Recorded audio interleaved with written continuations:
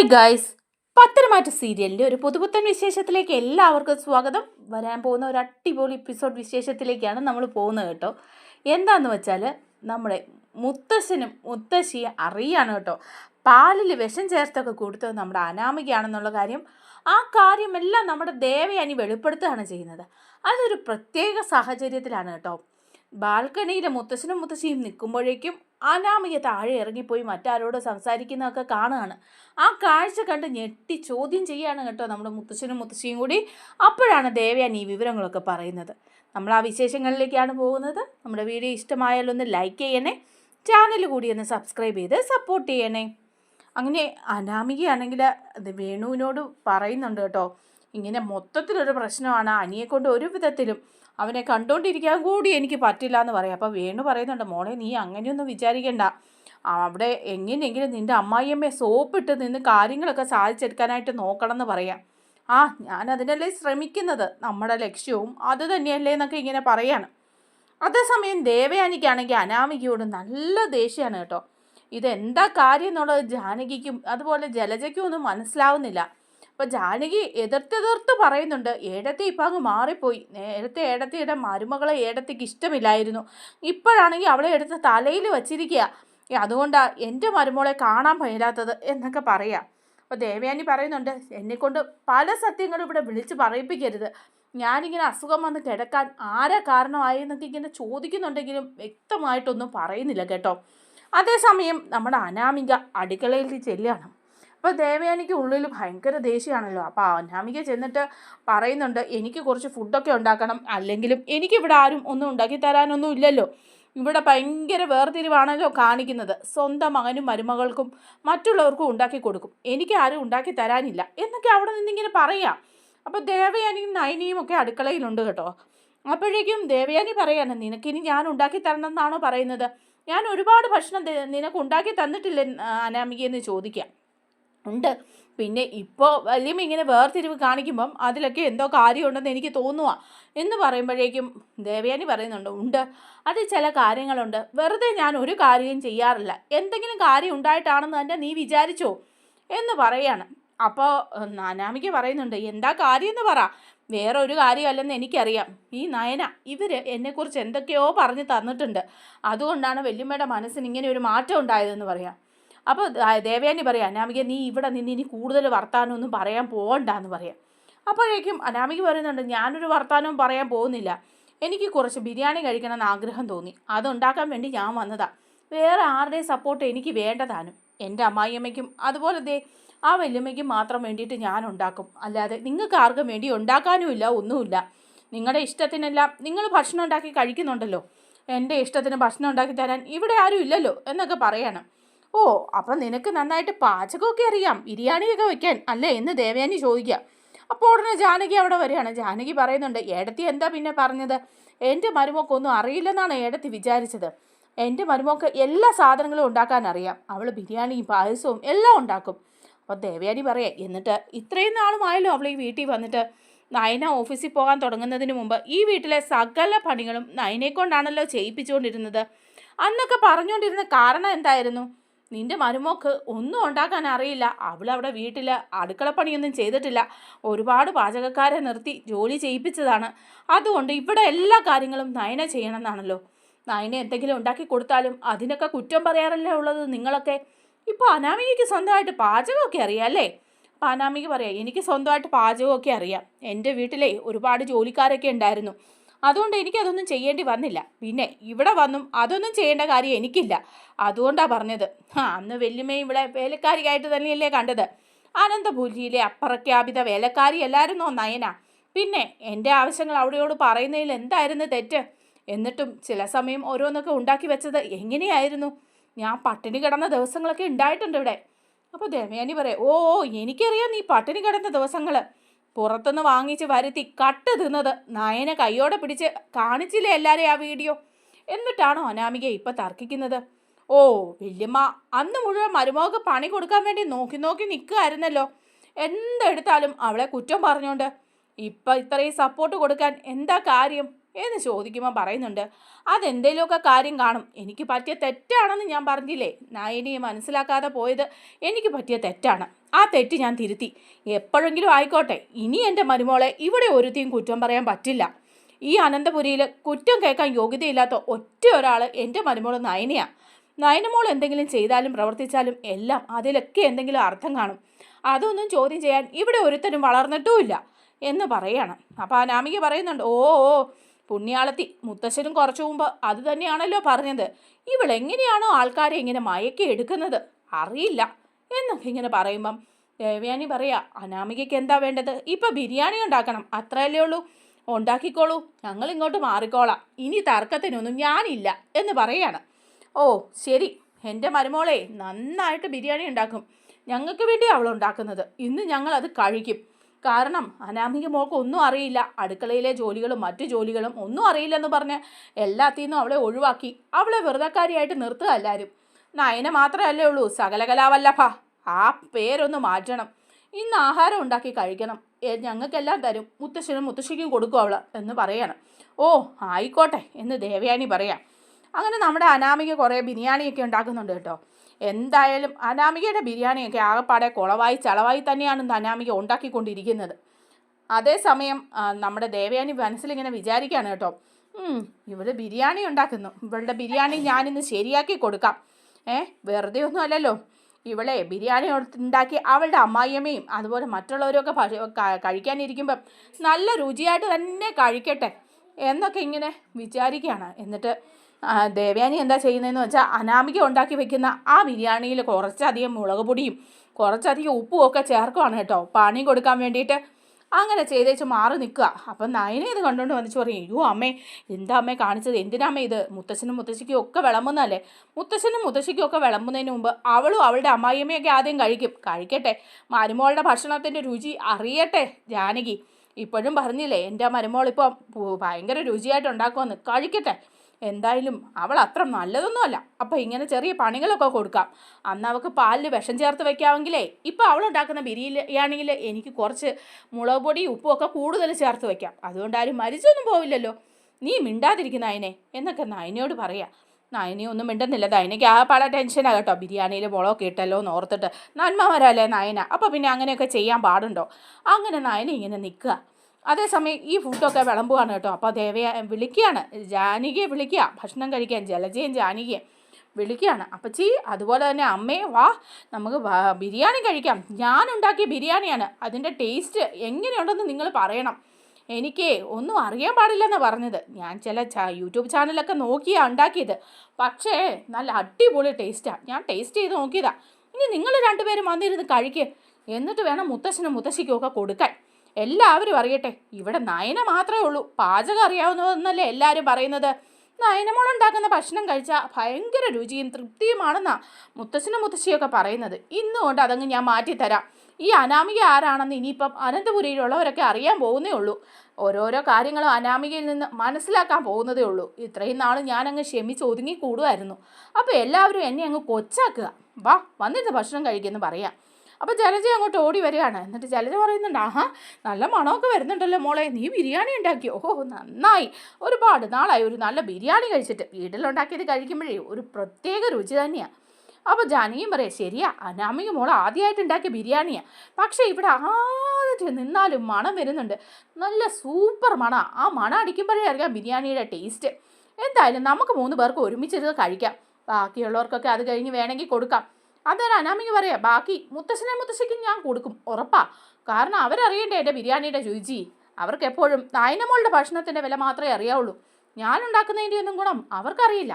അങ്ങനെ ബിരിയാണി ഉണ്ടാക്കി ഇവർ 3 പേരൂടെ കഴിക്കുകയാണ് കേട്ടോ. അങ്ങനെ ജലജയുടെയും ജാനകിയുടെയും പ്ലേറ്റിൽ അനാമിക വിളമ്പിയൊക്കെ കൊടുക്കുകയാണ്. എന്നിട്ട് അനാമികയും കഴിക്കുമ്പോഴേക്കും പെട്ടെന്ന് ജലജ വായിലേട്ട് വയ്ക്കുമ്പോൾ ഭയങ്കര എരിവും ഭയങ്കര ഉപ്പുമായിട്ട് ജലജയ്ക്കത് ഇറക്കാൻ പോലും പറ്റുന്നില്ല, ഇങ്ങനെ കടിച്ചു പിടിച്ചിരിക്കുക. അപ്പം ജാനകിയും ഇവരെല്ലാം നോക്കി നിൽക്കുകയാണ് കേട്ടോ, നയനയും ദേവയാനിയൊക്കെ. അപ്പോൾ ജാനകിക്ക് ഫുഡ് എടുത്ത് വായിലേക്ക് വയ്ക്കുമ്പം എരിവ് കാരണം ജാനകിക്കും ഇറക്കാമല്ല. അപ്പോൾ അനാമിക ഇവരോട് 2 പേരോടും ചോദിക്കുക, ആ വല്യമ്മ എങ്ങനെയുണ്ട് വല്യമ്മേ, അതുപോലെ തന്നെ അപ്പച്ചി എങ്ങനെയുണ്ട്, അമ്മ എങ്ങനെയുണ്ട് എന്നൊക്കെ ഇങ്ങനെ ചോദിക്കുക. അപ്പം ചീത്തയാണെന്ന് പറഞ്ഞാൽ ദേവയാനിയും നയനയും കേൾക്കുകയല്ലേ, അപ്പം ഇങ്ങനെ തലയാട്ടുകയാണ് ജലജ, നല്ലതാ എന്ന് പറയാം. വയറ് നിറച്ച് കഴിച്ചോ, ഇനിയും കഴിച്ചോ എന്ന് പറയുക. ജാനകിയും പറയുക അന്നേരം നല്ലതാ എന്നിങ്ങനെ പറയുക ഇറക്കാതെ. അപ്പോൾ കുറച്ചുകൂടെ ഇട്ട് കൊടുക്കുക അനാമിക. എന്നിട്ട് അനാമിക കഴിക്കുകയാണ് കേട്ടോ. അനാമിക വായിലേക്ക് വയ്ക്കുമ്പോൾ അനാമിക അന്തം വിട്ടു പോവുക, എരിവും ഉപ്പും കാരണം അനാമിക ചാടി എണീക്കുക. എന്നിട്ട് പറയുക, അയ്യോ ഇതെന്താ, ഞാനിങ്ങനെ ഇത്ര ഉപ്പ് ചേർത്തിട്ടില്ലായിരുന്നു, ഞാനും എരിവ് ചേർത്തിട്ടില്ല, ഇങ്ങനെയൊന്നും അല്ല ഞാൻ ഉണ്ടാക്കിയത്, ഇതെന്താ ഇപ്പം എന്നും പറഞ്ഞ് പോയി തുപ്പുവാണ്. ആ പുറകെ ജാനകിയും ജലജയും പോയി തുപ്പിക്കളയുക.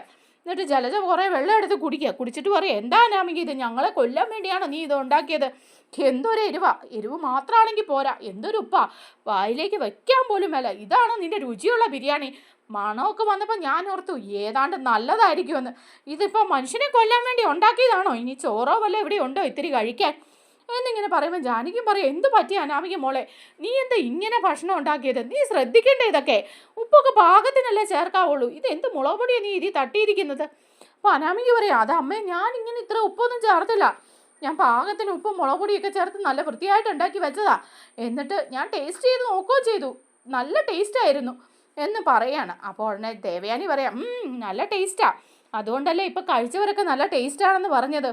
എൻ്റെ അനാമിക എന്തിനെങ്കിലും ഇറങ്ങിത്തിരിക്കുമ്പം അതിനെക്കുറിച്ചൊക്കെ കുറച്ച് അറിഞ്ഞിട്ട് വേണ്ടേ ഈ പൊങ്ങച്ചൊക്കെ പറയാൻ, എന്തെല്ലാം ഡയലോഗുകളാണ് നീ ഇവിടെ അടിച്ചത്, എന്നിട്ട് എന്തെങ്കിലും ശരിയായോ, ഇല്ലല്ലോ എന്നൊക്കെ പറയുമ്പം അനാമിക പറയാം, ഇത് ആരോ പണി തന്നാ എനിക്ക്, അല്ലാതെ ഞാനുണ്ടാക്കുന്ന ഭക്ഷണം ഇങ്ങനെയൊന്നും ആവില്ല എന്ന് പറയണം.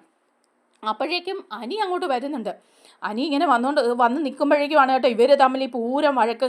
ദേവയാനിയോട് പറയുകയാണ് അനാമിക കേട്ടോ, ഇതാരോ ഇത് ചെയ്തതാ, അടുക്കളയിലുണ്ടായിരുന്ന 2 പേര് വല്യമ്മയും അതുപോലെ ഈ നയനിയാ, നിങ്ങൾ രണ്ടിൽ ആരോ ഇതിന് പണി തന്നതാണ്, നയനിയായിരിക്കും വല്യമ്മയായിരിക്കും, അല്ലെങ്കിൽ നിങ്ങൾ 2 പേരും ആയിരിക്കും, നിങ്ങൾ 2ഉം കൂടെ ചേർന്നല്ലേ എൻ്റെ ബിരിയാണി കൊളമാക്കാൻ വേണ്ടിയിട്ട് അതിൽ ഈ പണി ചെയ്തത്, എന്തായാലും എന്നെ മോശക്കാരിയാക്കി കാണിക്കണം എന്നല്ലേ ഉള്ളൂ, അല്ലാതെ ഇതിങ്ങനെ സംഭവിക്കില്ല എന്നൊക്കെ തീർത്ത് പറയുകയാണ് അനാമിക.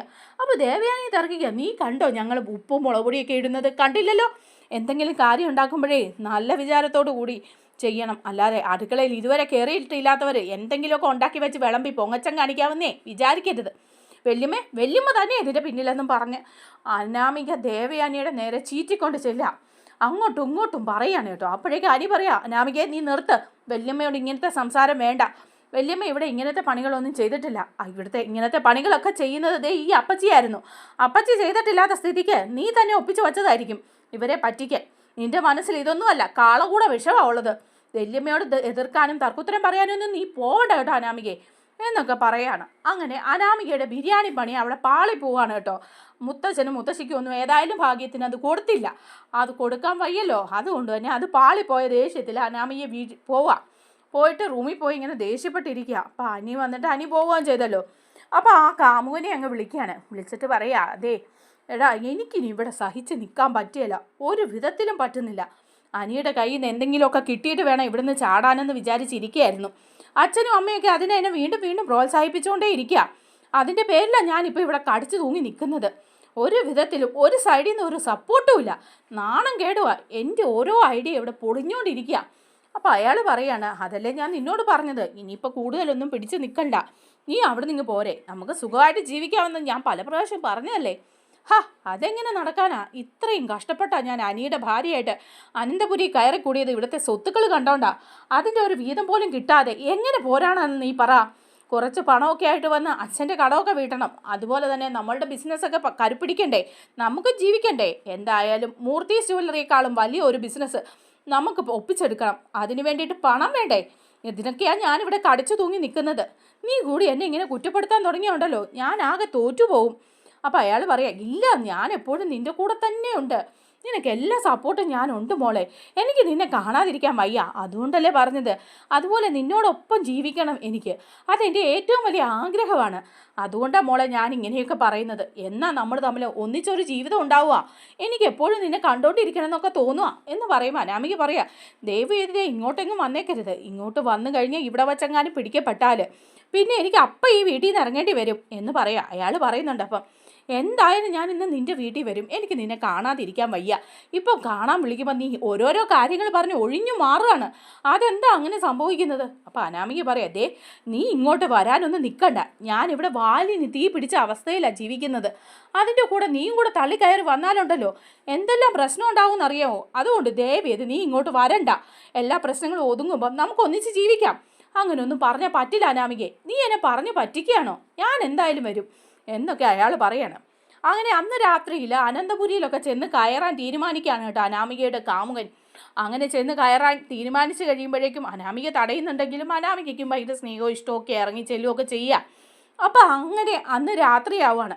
രാത്രിയാവുമ്പോഴേക്കും അനി കിടന്ന് ഉറങ്ങുകയാണ്. അനിയാണെങ്കിൽ നല്ല മദ്യപിച്ചൊക്കെ തന്നെയാണ് വരുന്നത്. അനിയുടെ മനസ്സിലാണെങ്കിൽ മുഴുവൻ നദു ആയതുകൊണ്ട് തന്നെ അനി മദ്യപാനമൊക്കെയാണ്. അനി മദ്യപിച്ച് വന്ന് കിടന്ന് ഉറങ്ങും. അപ്പോൾ അനാമികയ്ക്ക് ഫോൺ വന്നുകൊണ്ടേ ഇരിക്കുക, മെസ്സേജുകളും വന്നുകൊണ്ടിരിക്കുക. ഞാനിന്ന് അവിടെ വരും, അനന്തപുരിയിൽ എത്തും എന്നൊക്കെ പറഞ്ഞ്. അനാമിക പറയുന്നുണ്ട്, നീ വരുന്നതൊക്കെ കൊള്ളാം, സൂക്ഷിച്ചും കണ്ടുമൊക്കെ വേണം. ഒരനക്കം ഉണ്ടായാലും ഇവിടെ എല്ലാവരും അറിയും, ചുറ്റും CCTV ക്യാമറകളുണ്ട്. അങ്ങനെ പിടിക്കപ്പെട്ടാൽ പിന്നെ ഞാനിവിടെ നിൽക്കാനേ പറ്റില്ല. ഇത്രയും നാൾ ഓരോരോ കള്ളത്തരം പറഞ്ഞു നിന്നു. ഇനിയിപ്പോൾ ഇതുകൂടി പിടിക്കപ്പെട്ട് കഴിഞ്ഞാൽ പിന്നെ ആ അനിയുടെ അമ്മ അവരെന്നെ അടിച്ചിറക്കും ഇവിടുന്ന്. അവരുടെ സപ്പോർട്ട് മാത്രമേ എനിക്ക് ഉണ്ടായിരുന്നുള്ളൂ എന്നൊക്കെ പറയാം. അപ്പോൾ പറയുന്നുണ്ട്, ഇല്ല ഞാൻ സൂക്ഷിച്ച് വന്നോളാം, മതിൽ ചാടി വരാമെന്നൊക്കെ അയാളിങ്ങനെ പറയാം. പക്ഷേ ഈ സമയത്ത് അയാൾ മതിൽ ചാടിയൊക്കെ വരികയാണ് കേട്ടോ. അപ്പോൾ ഈ സമയത്താണെങ്കിൽ നമ്മുടെ മുത്തശ്ശനും മുത്തശ്ശിയും ഉറങ്ങിയിട്ടില്ല. അവരാണ് ബാൽക്കണിയിൽ ഇങ്ങനെ നിൽക്കുകയാണ്. വെളിയിലോട്ട് നോക്കി. അപ്പോൾ മുത്തശ്ശന് ഭയങ്കര മനസ്സമാധാനക്കേടൊക്കെയാണ്. കാരണം എന്താണെന്ന് വെച്ചാൽ ഇങ്ങനെയാണല്ലോ അനിയുടെ ജീവിതം പോകുന്നതെന്നൊക്കെ ഓർത്തിട്ട് മുത്തശ്ശനും മുത്തശ്ശിയും കൂടി ഇങ്ങനെ സംസാരിച്ചുകൊണ്ട് നിൽക്കുക. അപ്പോൾ മുത്തശ്ശി പറയുന്നുണ്ട്, എന്ത് ചെയ്യാം, ഈ അനന്തപുരിയിൽ ഇങ്ങനെയൊന്നും ഇതിനു മുമ്പ് ഉണ്ടായിട്ടില്ല. ഇപ്പം എന്തായാലും ഇപ്പോഴത്തെ കുട്ടികൾ മൊത്തം പ്രശ്നമാണ്. നൈനമോള് വന്നപ്പം ആദർശ് മോന് ഭയങ്കര പ്രശ്നമായിരുന്നു. അതൊക്കെ ഇപ്പോൾ എന്തായാലും മാറി അവരൊരു നല്ല ജീവിതത്തിലെത്തി. അതുപോലെ അബിയുടെ കയ്യിൽ തരികിടയൊക്കെ ഉണ്ടായിരുന്നെങ്കിലും നവ്യ വന്ന സമയത്തുള്ള പ്രശ്നങ്ങളൊന്നും ഇപ്പോൾ അവർക്കൊരു കുഞ്ഞായപ്പോൾ ഇല്ല. ഇനിയുടെ അനിയുടെ കാര്യത്തിൽ മാത്രമേ ഉള്ളൂ വിഷമം. അനാമികയും അനിയും തമ്മിൽ ചേർന്ന് പോകുമെന്നുള്ള കാര്യം തന്നെ സംശയമാണ്.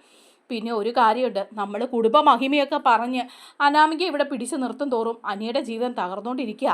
ഇനിയിപ്പം നമുക്ക് അതൊന്നും നോക്കിയിട്ട് കാര്യമില്ലെന്ന് മുത്തശ്ശി പറയുകയാണ്. അപ്പം മുത്തശ്ശനും പറയുന്നുണ്ട്, താൻ പറഞ്ഞതിലും ചില കാര്യങ്ങളൊക്കെ ഉണ്ട്. കാരണം പിള്ളേരെ ഇനി ഒന്നിച്ച് പോവില്ല എന്നുണ്ടെങ്കിൽ അവർ ഡിവോഴ്സിലേക്ക് പോവുക. നമ്മുടെ കുടുംബത്തിലെ പാരമ്പര്യമൊന്നും പറഞ്ഞിട്ട് ഇന്ന് കാര്യമില്ല. വെറുതെ കടിച്ചു കൂങ്ങിക്കിടന്ന് അങ്ങോട്ടും ഇങ്ങോട്ടും ബഹളം വെച്ച് ആത്മഹത്യയിലേക്കൊക്കെ പോകുന്നതിലും നല്ലത് അത് തന്നെയല്ലേ എന്നൊക്കെ മുത്തശ്ശനും പറയാണ്. അങ്ങനെ ഇവർ സംസാരിച്ചുകൊണ്ടിരിക്കുന്നതിൻ്റെ ഇടയ്ക്കാണ് കേട്ടോ നമ്മുടെ അനാമികയുടെ കാമുകൻ താഴെ വന്നിട്ട് അനാമികയെ വിളിക്കുക. അങ്ങനെ അനാമികയാണ് ഇറങ്ങി ചെല്ലുകയാണ്. ആരും കാണാതെ പതുങ്ങി ഇറങ്ങി മുറ്റത്ത് ചെല്ലുക. അപ്പോൾ ബാൽക്കണിയിൽ നിൽക്കുന്ന മുത്തശ്ശനും മുത്തശ്ശി ഇത് കാണുകയാണ്. അപ്പോൾ മുത്തശ്ശൻ പറയുന്നുണ്ട്, ദേ അനാമിക മോളല്ലേ ഇറങ്ങി പോകുന്നത്, ഇവളിപ്പോൾ ഈ രാത്രിയിൽ എവിടെ പോവാ, എന്തിനു പോവാന്നൊക്കെ ചോദിക്കുക മുത്തശ്ശിയോട്. മുത്തശ്ശി പറയുന്നുണ്ട്, എന്താണാവോ കാര്യം, ഫോണൊക്കെ വിളിച്ചാൽ പോകുന്നത് എന്ന് പറഞ്ഞ് അവർ നോക്കുമ്പം ഒരാൾ പതുങ്ങി മരത്തിൻ്റെ പുറകിൽ വന്ന് നിൽക്കുകയും അനാമിക അവിടെ ചെല്ലുകയും അയാളോട് കുറച്ച് ഇൻറ്റിമേറ്റ് ആയിട്ട് നിൽക്കുകയും സംസാരിക്കുകയും ഒക്കെ ചെയ്യുന്നത് മുത്തശ്ശനും മുത്തശ്ശിയും കണ്ട് ഞെട്ടി നിൽക്കുകയാണ് കേട്ടോ. അപ്പോൾ എന്ത് ചെയ്യണമെന്ന് അറിയില്ല. അപ്പോൾ മുത്തശ്ശൻ പറയുന്നുണ്ട്, ദേ അതാരായിരിക്കും അനാമിക മോളുടെ അടുത്ത് നിൽക്കുന്നതെന്നൊക്കെ ഇങ്ങനെ പറഞ്ഞ് നിൽക്കുന്ന സമയത്ത് ദേവയാനി അങ്ങോട്ട് വരികയാണ് കേട്ടോ. അപ്പോൾ ദേവയാനി ചോദിക്കുന്നുണ്ട്, അച്ഛനും അമ്മയൊന്നും ഇതുവരെ ഉറങ്ങിയില്ലേ, എന്താണെന്ന് ചോദിക്കുക. അപ്പോൾ ദേവയാനി അനാമികയെ വാച്ച് ചെയ്തുകൊണ്ട് തന്നെ വരുന്നതാണേ. അപ്പോഴേക്കും പറയുന്നുണ്ട്, ഇല്ല ഞങ്ങളിവിടെ സംസാരിച്ച് ഇങ്ങനെ നിൽക്കുക, ഉറക്കം വന്നില്ല. അപ്പോഴതേ അനാമിക മോൾ താഴേക്ക് ഇറങ്ങി പോകുന്ന കണ്ടത്. അവിടെ ചെന്ന് ആരോടും ആ കുട്ടി സംസാരിക്കുന്നുണ്ട് ആ മരത്തിൻ്റെ പുറകിൽ നിന്ന്. അതാരാണെന്നറിയാൻ നോക്കി നിന്നതാണെന്ന് പറയാം. അപ്പോൾ ദേവയാനി പറയാണ്, അനാമിക ഇറങ്ങിപ്പോകുന്നത് ഞാനും കണ്ടു, ഞാൻ അവളെ ഒന്ന് ശ്രദ്ധിക്കുകയായിരുന്നു. ആ കുട്ടിക്ക് എന്തൊക്കെയോ പ്രശ്നമുണ്ട് അച്ഛാ, ചില കാര്യങ്ങൾ ഞാൻ പറയാതെ മറച്ചു വെച്ചതാ എന്ന് പറയാം. അപ്പം മുത്തശ്ശൻ ചോദിക്കുക, എന്ത് പ്രശ്നമാണ് ദേവയാനി നീ പറയുന്നത്, അതാരാ വന്നതെന്നാണ് നീ പറയുന്നത്? അത് ചില അവിഹിത ബന്ധങ്ങളൊക്കെ ഉണ്ട് അനാമികയ്ക്ക്. അനി പറയുന്നതിലും ചില കാര്യങ്ങളൊക്കെ ഉണ്ട്. അനി അത് പലപ്പോഴും കണ്ടിട്ടുണ്ട് പലയിടത്ത് വെച്ച്, അനാമികയും പല ആൺകുട്ടികളുടെയും കൂടെ. അതിൻ്റെ ഫോട്ടോസും വീഡിയോസും ഒക്കെ അനിയുടെ കയ്യിലുണ്ട്. അതവൻ ആദർശിനെയും എന്നെയൊക്കെ കാണിക്കുകയും ചെയ്തതാണ്. അച്ഛനും അമ്മയ്ക്കും ഒക്കെ എന്തെങ്കിലും വിഷമം ആയാലോ എന്നോർത്ത് ഞാനത് തുറന്നു പറയാതിരുന്ന അനാമികയുടെ കയ്യിൽ ഒരു വലിയ കള്ളത്തരം ഉണ്ട് എന്ന് പറയാണ്. അപ്പം മുത്തശ്ശ പറയുന്നുണ്ട്, അനാമിക മോളുടെ പോക്ക് അത്ര പന്തിയല്ലെന്ന് എനിക്ക് തോന്നിയിരുന്നു, പക്ഷേ അങ്ങനെ കുറ്റപ്പെടുത്താൻ മാത്രം എന്തെങ്കിലും ഉണ്ടെന്ന് എനിക്ക് തോന്നിയില്ല. ഇതൊക്കെ കുട്ടികൾ അങ്ങോട്ടും ഇങ്ങോട്ടും പരസ്പരം വഴക്കിടാൻ വേണ്ടി പറയുന്നതാണെന്നാണ് വിചാരിച്ചതെന്ന് പറയാം. അപ്പം മുത്തശ്ശിയും പറയുന്നുണ്ട്, അനാമിക ഇത്തരക്കാരിയായിരുന്നോ, എനിക്ക് ചേർന്ന ഒരു പെണ്ണല്ലേ അവൾ എന്നൊക്കെ പറയാം. അപ്പം ദേവയാനി പറയുന്നുണ്ട്, വേറെയും ചില കാര്യങ്ങളൊക്കെ പറയാനുണ്ട് അച്ഛാ, അത് ഞാൻ പതുക്കെ അറിയിക്കാമെന്ന് പറയാണ്. അപ്പോൾ അനാമിക അതിലേക്ക് കയറി വരുമ്പോൾ മുത്തശ്ശൻ വിളിക്കുക അങ്ങോട്ട് ചെന്നിട്ട്, അനാമിക മോളെ ഇവിടെ വന്നേന്ന് പറയാം. അപ്പോൾ അനാമികയാണെങ്കിൽ ഞെട്ടി തരിച്ച് പോവുകയാണ് കേട്ടോ. അതേ മുത്തശ്ശൻ കള്ളത്തരം എല്ലാം കണ്ടുപിടിച്ചല്ലോ എന്ന് ഓർത്തിട്ട് പേടിച്ച് വിറച്ച് വരിക.